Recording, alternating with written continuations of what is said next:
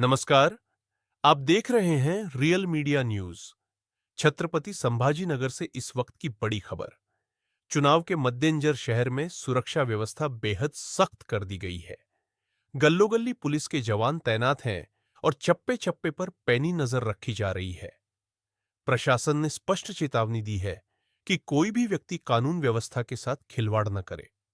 राजनीतिक दलों के कार्यकर्ताओं से भी शांति बनाए रखने की अपील की गई है। अगर आप भी बाहर निकल रहे हैं तो ध्यान रखें कि शहर के हर कोने में सुरक्षा बल मुस्तैद है। आरसीबी हमले के लिए तैयार।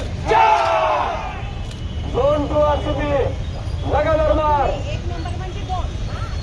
जोन 2 आरसीबी लगातार मार।